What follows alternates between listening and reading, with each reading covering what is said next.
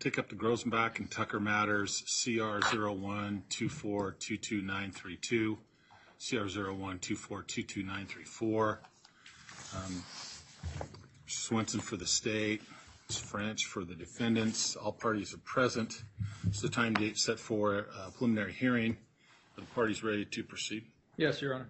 Yes, Your Honor. I know that there's a number of people in the courtroom today. I just want to let people know that I'm not going to allow any outbursts or any attempts to influence any of the witnesses or the parties or even the court's decision. I know that you understand that, but I just wanted to let people know ahead of time. Does the state have any objection if I preside over this hearing? I know I wasn't assigned previously. I don't have an objection. Defense? No, Your Honor. Any preliminary matters before we begin? Your Honor, I have amended complaints I would like to file in both cases. I've provided copies to the defense. The amendment is to add an alternate theory. Under the malicious harassment statute? Same charge, yes.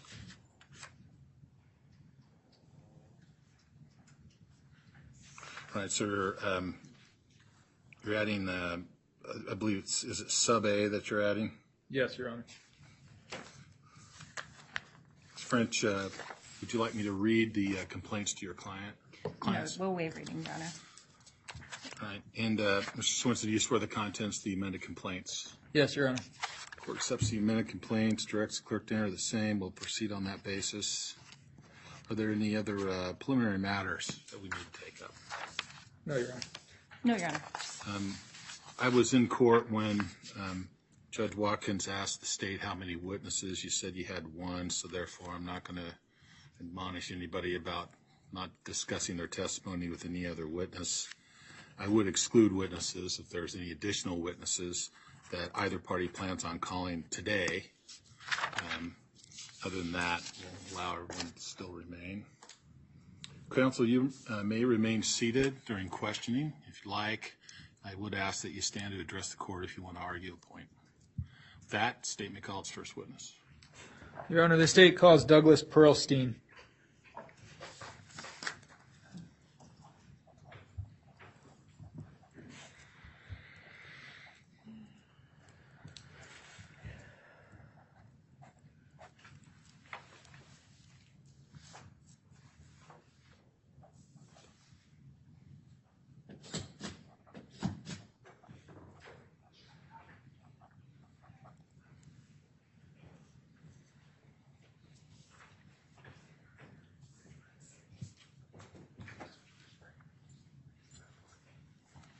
Do you swear the testimony you give today shall be the truth, the whole truth, and nothing but the truth? I do. Please have a seat, witness chair.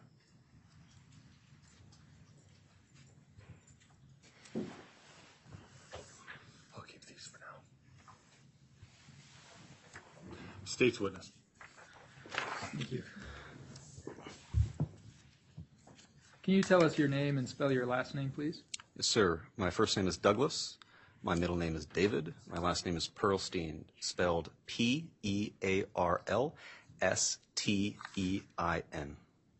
And Mr. Pearlstein, do you subscribe to a particular religious code or belief? Yes, sir. Judaism. And do you, as part of your belief, do you wear outward symbols of Judaism? Yes, sir, I do. Can you describe those for me? Yes, there's two symbols. I wear a yarmulke on my head, and I wear something called tzitzit. Would you like me to show you the tzitzit? You can't see them from here. Yes, please. These are called tzitzit. How long have you been wearing those symbols? On and off my whole life, but consistently for the past 2 years. Every day. Okay. Were you wearing them the night of July 4th, 2024? I was. What were you doing at about 9 o'clock p.m. on July 4th? I was having dinner. And where were you having dinner? I think it was called Diablo and Sons, which is a restaurant in downtown Boise. In the state of Idaho? Correct, sir. And were you with anyone at that time? Yes, sir. Who were you with? I was with my wife. And what, if anything, happened on the night of July 4th while you were eating dinner there? We were eating dinner, and we heard chanting.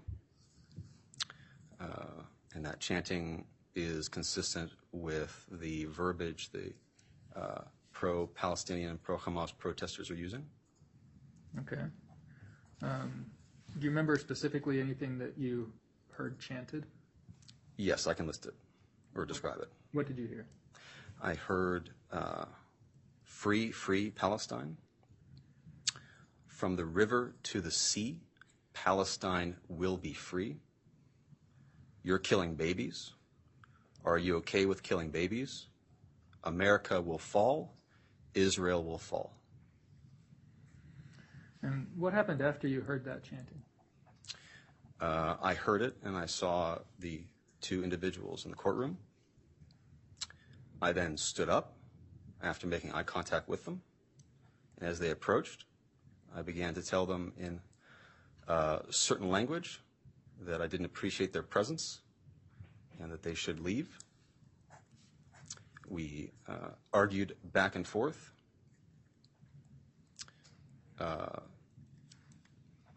They eventually left after I saw several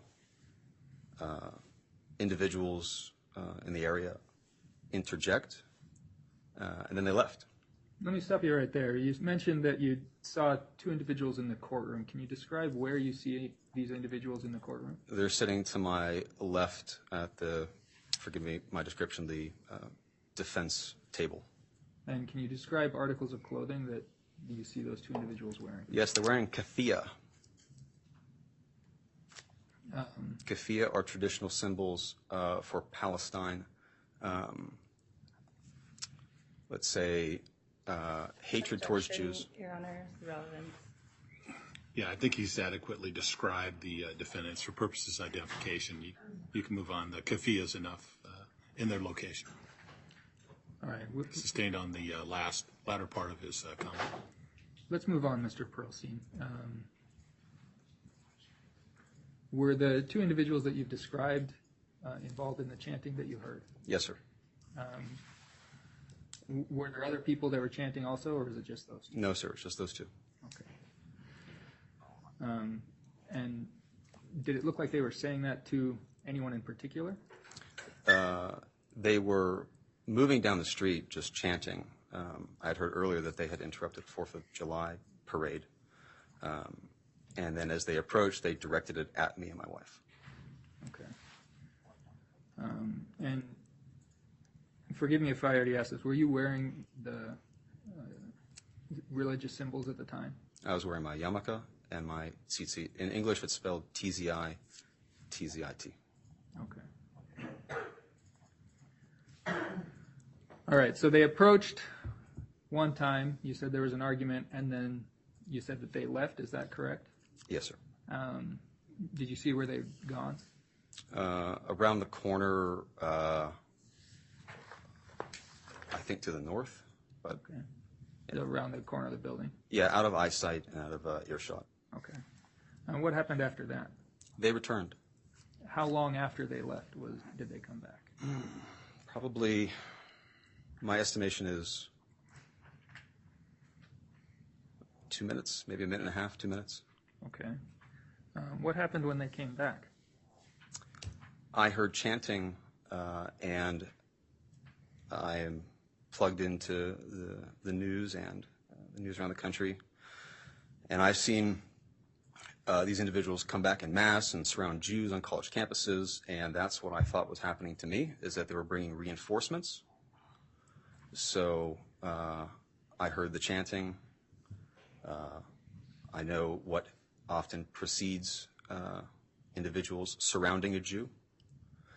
So I stood up, and I was on the patio of a restaurant and walked onto the sidewalk. I can pause there. And what were you feeling at that point? I was feeling fear and anger. Fear and anger are two sides of the same coin. I was feeling that because I've seen what happened to other individuals this year and last year. I also was thinking, when I heard Free Palestine, the term Juden frei, which is German, for free of Jews, which is what the Nazis chanted. when they entered a town called Mezrich in Poland, where my family was deported to Treblinka and murdered. And my family heard people chanting and using their voices to come and deport them, to murder them. So I felt fear and anger, and I wanted to create a space between them, however many were returning, and my wife. I didn't want them to surround her and yell at her, and so I entered the sidewalk and moved towards them. And what happened at that point? I moved towards them, yelling for them to leave. And then as I moved towards them, I believe it was Tucker, she shoved a cell phone out, put it in my face, hit me in my face. I have a permanent knot on my nose where she hit me, harder than I thought. And then we had verbal exchanges, yelling at each other, and then the police arrived. Tell me about the cell phone making contact with your nose. Did you have any injuries on July 4th from that? The left side of my nose was a bit sore, but honestly, I thought she just made contact with it. And then I saw that there was a knot forming where she hit it, so she hit it harder than I thought. Now, when you say a knot forming, did you have any swelling or bleeding or anything like mild, no bleeding, mild swelling. that? Okay.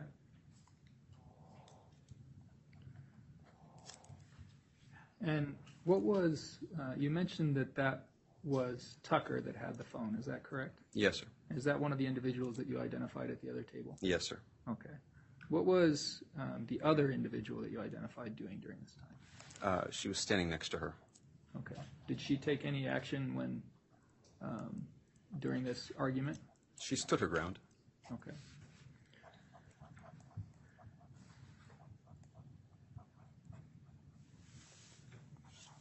At any point, did the two women turn to leave, or look like they were leaving? Negative. Okay. Did they approach you then during this argument?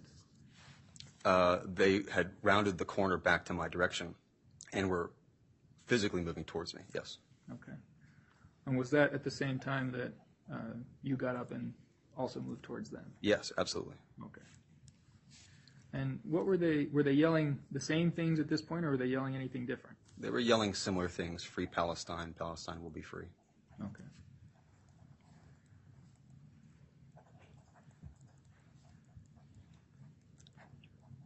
And why do you think that they were, were they directing those statements towards you or towards others? When they first arrived, I assumed they were walking down the street just yelling this at random individuals. I happened to be there.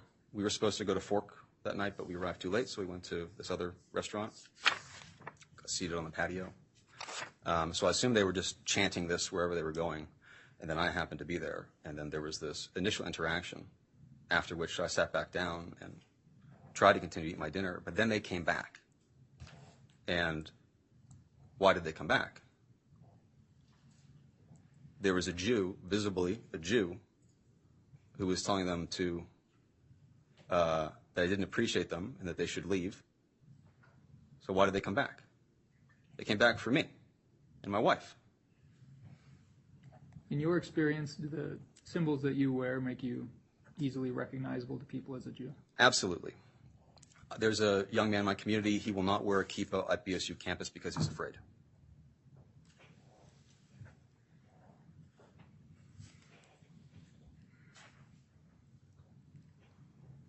A kippah is another term for yarmulke. Okay.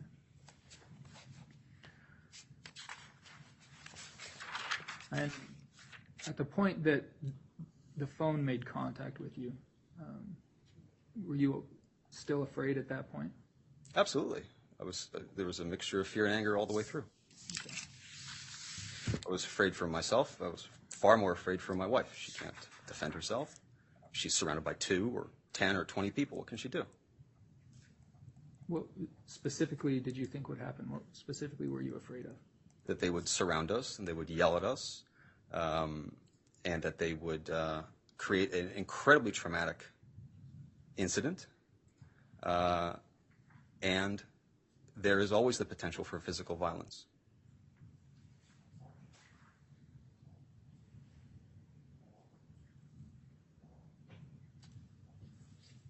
No further questions. Thank you. Cross-examination. Yes, please, very little. Mr. Pearlstein, I'm Mike French. I'm going to ask you some questions. Yes, ma'am.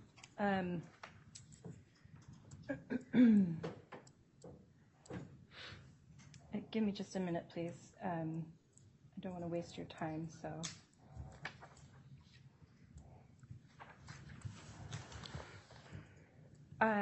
I did want to talk about the contact with your nose, the cell phone. You don't believe she intended that contact? I do. You do believe she intended that contact? People don't usually hit others in the face accidentally. Okay, so, but to be clear, you did, that's not consistent with what you told law enforcement that evening, is it? I said make contact with my nose. You didn't, would you be surprised if law enforcement had written in their reports that they, you told them that you didn't believe it was intentional? Your Honor, I'd object as to relevance as to... Overruled. Please not make any nonverbal actions by the shaking of your head, up or down. Do you understand? Continue. Overruled. You may cross on content of the prior statement. Could you start over again? So that, you're saying now that you think it was intentional? Yeah. And that's inconsistent with what you told law enforcement the evening of the July I did not 3rd. tell law enforcement that it was unintentional. Would you be surprised if they reported that you did say that? I didn't say that. Are you asking if I would be surprised if they told me? If law enforcement wrote in their reports of the evening of what happened, they said Pearlstein said it wasn't intentional. He didn't think it was intentional. Would I be surprised at that statement? Yes, I would be surprised at that statement. Okay, okay. So it's your statement here today that you think that that was an intentional striking. That is my hypothesis. Okay. In any case, you were close enough to Hannah and Crystal that you came into contact very nearly with their bodies. What happened first was they came back. Well, okay. I need to lay it out to No, best excuse me, explain. excuse me. Let Mr. me ask the Pearlstein, question. you're not allowed to answer the question that you want to answer, only the ones posed. I see. So I'd ask that you confine your answer to that question. Yes, sir. All right. Can you repeat that? Let me ask it another way. My clients, if they had wanted to, they were close enough to hit you, weren't they? They were close enough to hit me many times. And they didn't, did they? Once. And that wasn't something that was charged by law enforcement, was it? I don't know. Objection, relevance. No, sustain.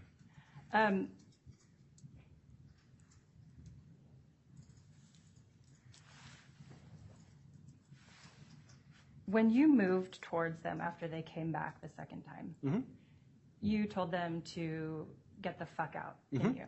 Yes. And get the fuck away. Yes, ma'am. And you told them to go get their men? I think I told them, I will meet you wherever you want. You can bring whomever you want. Yes, I said that. Okay. Okay. And did you swipe at Hannah's phone? No. So would you be surprised if there's video showing you swiping at her phone? Yeah. Okay.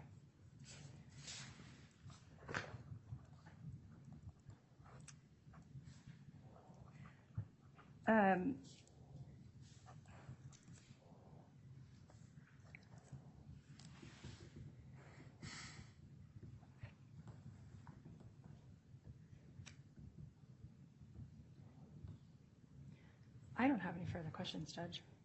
Thank you. Any redirect? Yes, Your Honor. In preparation for this hearing, did you watch any surveillance video or any phone video? No. Okay. Have you reviewed any video from any source of this incident? No. Okay. No further question. Can you recross on that? No, Your Honor. Mr. Pearlstein, you mentioned that Ms. Tucker was the person that struck you with her phone. I need you to be specific as to which of the defendants sitting at counsel table you identify as Ms. Tucker. the defendant on the far left of, from my perspective. In the red? The red keffiyeh. Okay. Thank you. Any questions based on the court's questions? No, Your Honor. Defense? No. Thank you, sir. You may step down. You are free to stay in the courtroom if you'd like. Thanks, sir. State may call its next witness. The state has no further witnesses. Does the defense have any witnesses or evidence to offer? Argument only, Judge.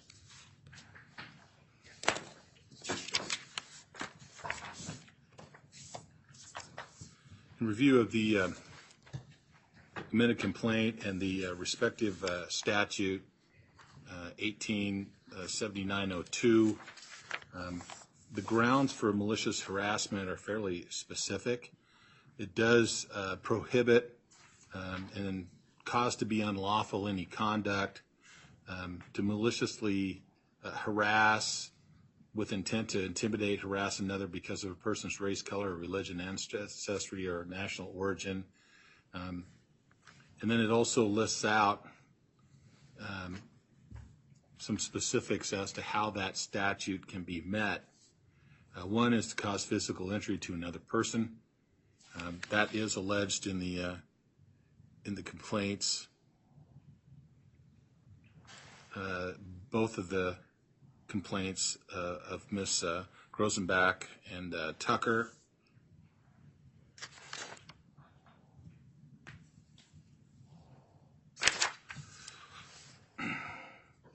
And the other is to threaten by word or act to do acts prohibited if there is reasonable cause to believe that any of the acts described in the subsections A or B, which is the physical injury or the property damage, will occur.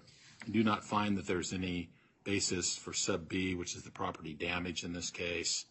I do find that with respect to Defendant Tucker, the state's carried its burden of probable cause in this case to bind her over to the district court. However, I do not find that the state's carried its burden of probable cause on Ms. Grosenbach. I do not find that definitionally that the statute's met by the testimony received today, and I'll dismiss the case against her without prejudice at this time. We'll give Ms. Tucker a date in the district court to answer to the charge. I'll maintain her release on her current status. That'll be the order of the court. Give me your right on this. Okay. There is no. Judge McDevitt for arraignment on the 12th of August, 9 a.m. Maintain the defendant's release, $25,000 bail. And you said there was the no contacts checked on this. Okay. But Ms. Grosenbach does not have a no contact order, is that correct? Okay.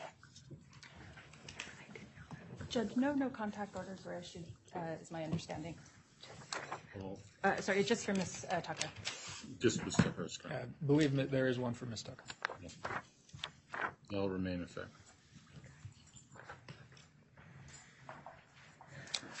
Anything further? Not from the state. Not Thank from you. the defense, Your Honor. Thank you. I'll sign the commitment. That'll conclude the proceedings. Court's in recess.